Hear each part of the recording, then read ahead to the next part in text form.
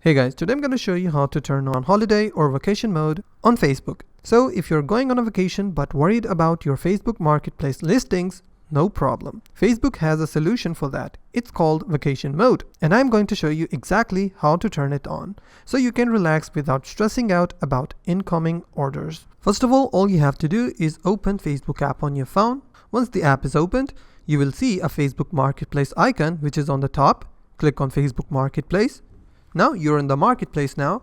What you have to do is click on your profile icon, which is just above the categories. Click on your icon and then you will land on this page. On this page, you'll be able to see settings. Usually the settings is on the bottom, or you will be able to see settings on the top right corner. So my settings are on the bottom, so I will click on settings. Again, a new page will open. From here, what you have to do is you'll see the holiday mode, which is also called vacation mode. Facebook has updated its settings and changed the name to holiday mode.